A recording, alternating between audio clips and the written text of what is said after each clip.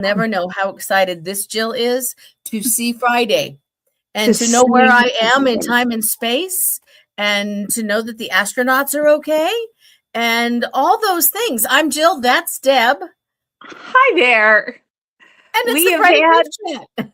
it is the Friday Grief Chat. And, you know, one of the things I love is we don't just say grief, because I was thinking about our talk and loneliness, and some words remind me of, I have so many feelings, but I'll just use like grief or loneliness. And you know what that's like? When you're hungry, but you don't know for what. You Right. can't name it.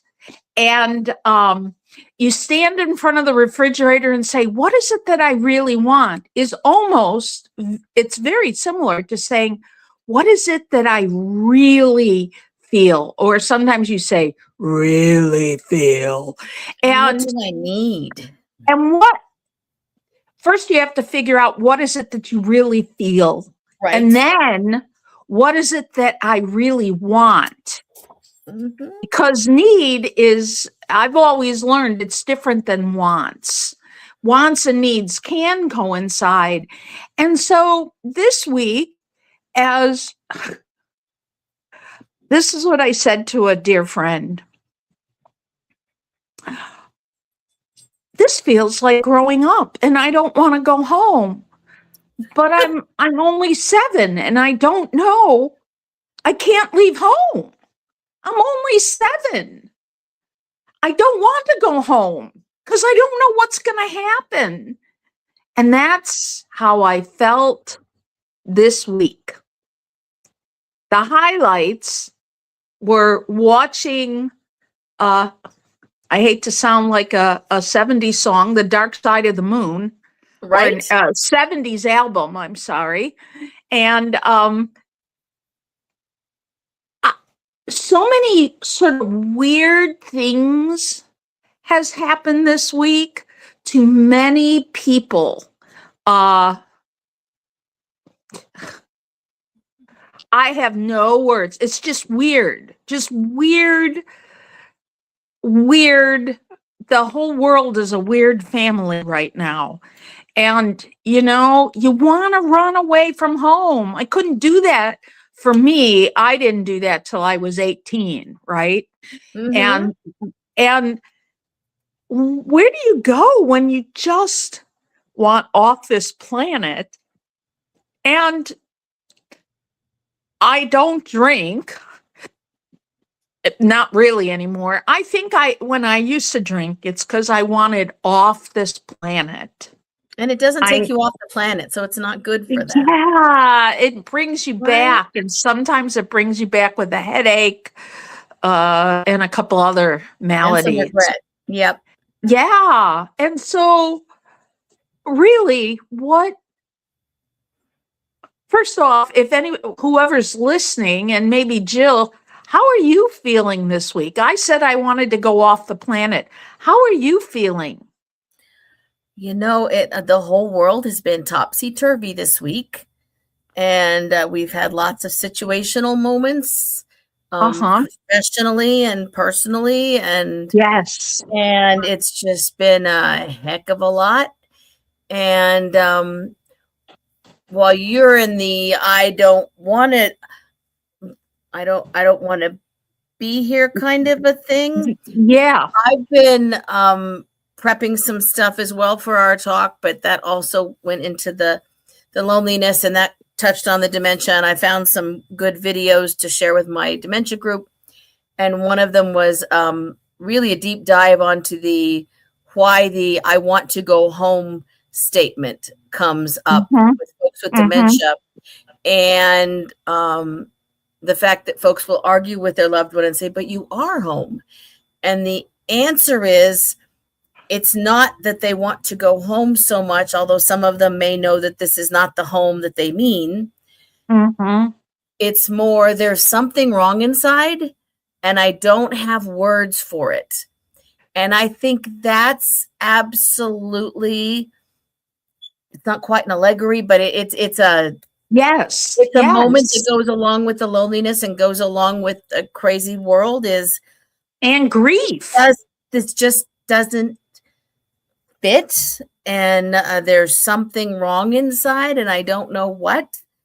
And that's sort of the way that I've been taking my step back this week and looking at the folks who were doing things that they ought not to be doing as an Mhm. expression of there's something wrong inside them, and not something wrong with them, something wrong, something doesn't fit. And that's the grief Exactly. or the loss or the experiences, and they just need to figure out how to do it, and some of them are not figuring it out in a really healthy way. You know, And sometimes the people who are supposed to be supportive, I don't know, like hospitals, are not. correct. We've had several medical moments with clients and family this week that it's just like that. This is not the way it's supposed to work, folks. That's not And the answer. and I do have a big and with that. Hmm. That and I'm going to give a for instance, there are three of us that get together. We really try for every 4 weeks, but it's sometimes it's 6 weeks. It's been a couple months, depending on who's going where. And one of the people there had some tests done. And so that sort of got brought up. And I said, well, can you show me the tests? I can at least translate. It's a Right. language I understand. And they kept saying, why? And I said, when did you have this? And it wasn't that long ago, within the past week. And I said, let me explain both of these tests. This is what they did. And this is what they'll probably do in the future, usual and customary.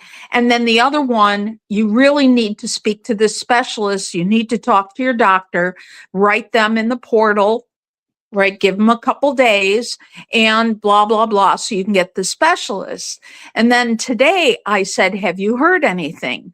Because we met on Tuesday. So I was thinking, certainly by today, which is, 48 hours later, right? And so she wrote no. And I said, okay, here's what you do now is call them. And then you say blah, blah, and blah, blah.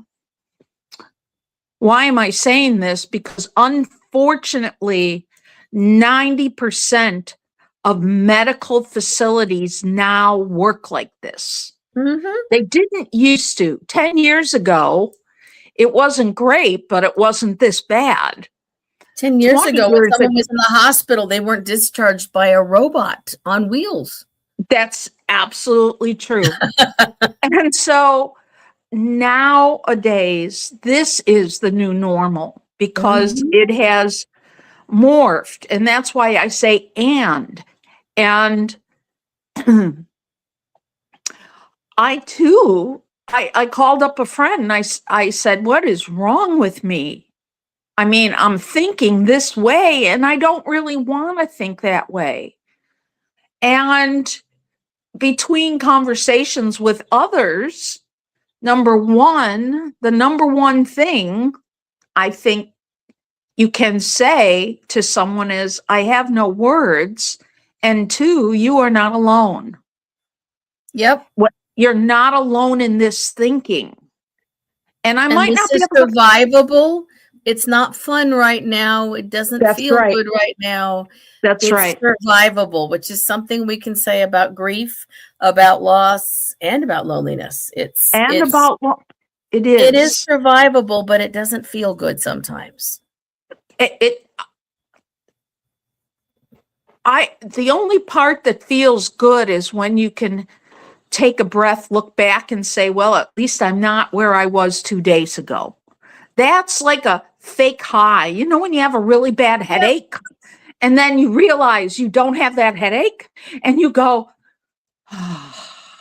it's almost like this jump forward in time, and the best we can do right now is just take that breath.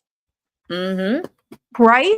I mean, Jill and I, for our listening audience, were, communicating back and forth, sending loneliness information. We're sending photos. We're sending PowerPoints. We That's had what the we're doing. happiest email chain. Let me just tell you, loneliness, this and grief, that. It was. If you didn't know us, you wouldn't understand it. Exactly. And so for our listening audience, they for a while it was the thing, write a gratitude list. It's not going to happen. Don't worry about writing that. Can you breathe in and say, at least I'm breathing? I know one of my friends doesn't like to say at least, but sometimes being thankful for the lowest common denominator. This week I had a conversation with someone about how, we're on the right side of the daisies. Exactly. We're not underneath. That's right. Them. Any day above ground is a good day. That's it. I used to say that, and yet that's with humor, because some people are not having a good day. Right. And, it's too horrible. People who are being bombed, it's too horrible to even think that. I'm not going to ask them to do that. I am in a way to support emotionally. And I said to somebody else this week who was having just the world around them was shooting things at them too fast. And while shooting might not be a word of choice these days, it sure can feel like that, like you are under siege from a lot of sources. And to that person, I said, the most important thing when you get that breath is, and when you can get a couple breaths in a row from it, is to go within and not heal, but give to yourself. Do that self-care. That means, are you breathing? Can you touch something? Can you see something? Sort of making sure you're grounded in the moment. And as you do that for you, this is my particular belief system, it ekes out sideways. Right. So that you can still, your mere being of groundedness can help others feel grounded. Does that make sense? Your persona and your looking calm brings other people into calm. When I've got someone who's distressed in front of me, I breathe with them to bring the calming in. Yes. The hug hold, the massaging your face. I do that with them, so they're not doing it in front of me, and it gives them a sense of my calm and my centering. And it makes them feel not alone when you do it with them, because it like almost imperceptibly helps you feel not alone and grounded. Notice how it's like you're breathing down into your belly, right? And feeling grounded. On the flip side, there's those in Israel, there's these reels of this one family who talks about living everyday life with the bombings and with the sirens. And, and they make light of this by saying, I could take a shower in 43 seconds. And another one, they're playing music while they're doing this and like eating to go as they're running to the bomb shelter. And I don't even know where the bomb shelter is. I don't know if, like, we have basements, they have bomb shelters. I don't know. There was one entire congregation that moved into an underground parking garage that doubled as a bomb shelter, and they laid out huge tables and they had Seder together in the Yes. underground parking garage as a community. That's right. It's possible. And there are other people who are under siege right now who don't have access to that and are not anywhere near that safe. And that needs to be said too. Yes. Yeah. And financially, people feel under siege. Mm-hmm. I know you and I were talking about gas prices, and that goes under the category of loss. Like, where's my money going? I have to make Little weirder loss. The wallet decisions. is empty. Yeah, yes, the wallet is empty. And, our farmers are asking that now. And because I live in all this farmland, they're asking, what are we supposed to do with our machinery that needs petrol of some sort, either Right. diesel or regular? What are we doing with? And yet it's hummingbird season and people are looking for that one little thing just to A brightness. smile for a moment. Right. Yeah. Yeah. And Willie heard you say that and she came over and smiled at me from the floor. oh, Sometimes you just need that. I know I thought I did. I had a cat here for a little bit. So who knows? What else is going on that, Astronauts. yes, Did they come home today? They were they supposed to. will. Right? I think they're supposed to come home. I think it's about 7 Eastern time, splashdown. Okay, so it's tonight. I'm pretty sure it's tonight. Yeah. Okay. And, the comics are out there with all this stuff is happening on Earth. And the question is, and you want to come home, why? Mm-hmm. Yeah. And once again, that goes to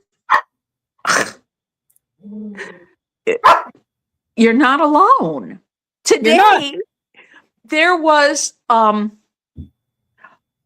comic. I follow who's called the Naked Pastor. And the Naked Pastor does That's these. quite a hang tag. Yes, I really do take a look if you are a rather rebellious or side with rebellion of Christian principles, but you have to be on a little more on the rebellious side. And you got to have some humor. And this humor I really appreciate, but it was a bunch of men discussing with, you never saw who was in the other chair, saying we need to find a way to populate the earth without women. And all of a sudden, I found myself interacting with this cartoon as if I was, the invisible person. And I wrote to this cartoonist, who wants to procreate with those kind of men anyway? And then, sure, let them figure it out. See how that goes. Right. I'm like, and then I wrote in parentheses, I can't believe I've interacted with a cartoon. So to laugh at ourselves and our human foibles is to take a breath and another step back. When you're feeling hopeless, when you're feeling helpless, powerless. Say again. When you're feeling powerless. When you're feeling powerless. Because grief is a powerless feeling. And so is anger. Anger's acts like it. Say again. I'm going to get Zorro. I'm listening. Oh, yeah. So, anger is part of those feelings. Now, you think you have anger and you project anger for power, right? That's if you're using it as a tool and you are, and you have to muster up that feeling to show anger. But a lot of times anger comes from powerlessness. And to be able to say that about yourself and to recognize that with other people, that's a hard one, because many times it's a parental thing. Your parents yell at you, right? And when you're little and you cringe, right? But you Right. don't realize they might be scared, frustrated, horrible feelings. You don't know what they're balancing because you're 7 and you shouldn't have to know. It'd be great if all Big people parents, stuff. yeah, it'd be Yeah. great. And I realized there is no way on earth my children, my stepchildren, and people that call me mom or have called me mom in the past, there is no way. They're not my age. Right. They're not my age. I'm not their age, but they are not my age. So when they can't give you grace because of your history, I got 26 years on my daughter, right? And anyway, I'll be quiet. Jill, you say something. No, I was just, what it really does, it feels like that dynamic is kids feel powerless, and adults are not powerless, but they feel powerless in the face of seeing their children struggle and wanting to make it better. And there's also that knowledge that you have of a certain age that we've seen this before, right? This is not our first rodeo with astronauts splashing down from the moon, as a matter of fact. But it is for a significant percentage of the population.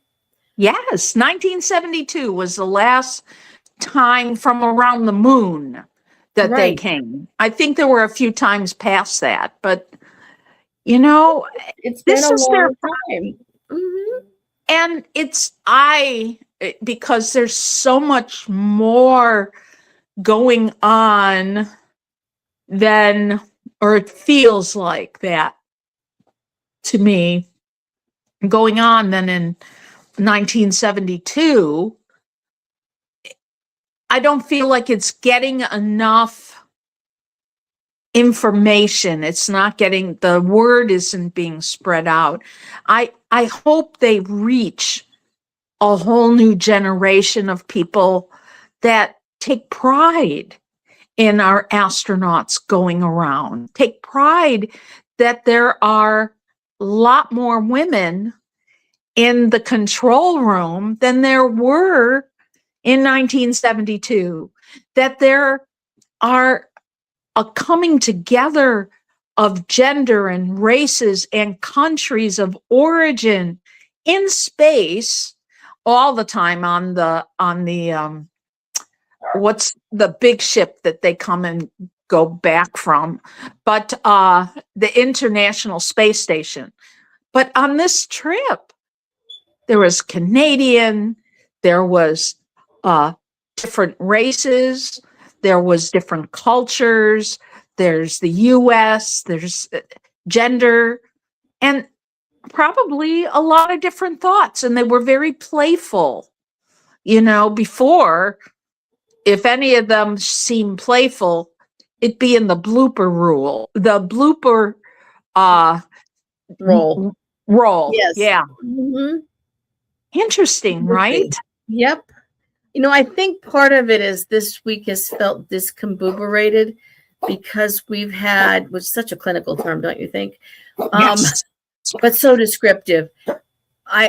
We have a volunteer chaplain who comes to Project Food and works with our social work team, named Jane, and she's amazing. Retired chaplain, worked many years in the VA, also worked in the Brooklyn schools. And I looked at her on Wednesday night and I said, "So how are you? How's your week been?" And she said, "On Tuesday, I couldn't relax until we got to after 8 p.m. And I'm still trying to regather my thoughts and my sense of stability from that. Yes. It's just been a really challenging week to just be present and she's someone who is very fully present. She knows Mhm. every single person who comes to Project Food by name. She Wow. knows every single person out on the street. She checks on them when she walks downtown. Yeah. She picks up the trash on the street. She's just that person. Mhm. And she had spent until Tuesday night at 9 o'clock sitting on the edge of her seat. And Mhm. she was just trying to reground, which is, I think, part of what a lot of folks around the world have been Right. in. Right. And that's just a really hard place to be. And I can't speak for all the other societies, but I feel in this society, they still want you to keep going at maximum speed to get done what you're supposed to be done. And that's just not possible It's not when human. you have, you know, I felt like I was, 6 or 5 and it's the Cold War. And do we need to hide under some desks? Except I'm going to be 70. I don't have a desk. That reference has come up more than once with my people this week. And, Uh-huh.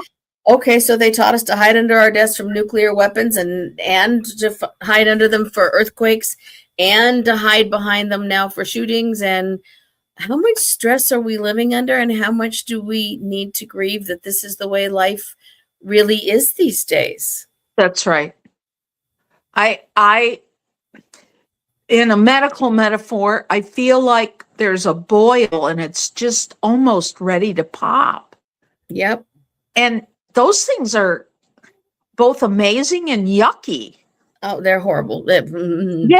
Get that right. image out. Yes. Sorry. It's the medical me that just went, yay. Right. I find myself identifying with virtually everyone I know is watching The Pit these days. And the nurse, what is the name of the nurse? The woman who's get the Pit, nurse. But go ahead. You gotta watch it on YouTube or something. You've got to watch this show. Anyone not watching The Pit, it does all of it, and it does end of life really well too. But there's the charge nurse, the one that every ER has that charge nurse, right? The one you just don't mess with. Oh yeah. The one who calls people out, but also is the most comforting and does all the training and does all the things. And her role this week in part was to call out the lead doc and tell him to get his stuff together and be able to manage his business because life is hard. And, it sort of feels like we kind of need her around right now. Mm-hmm. And you have to watch The Pit. I'll look on YouTube if I can watch it that way. They've got clips. Yep. Yeah. Wow.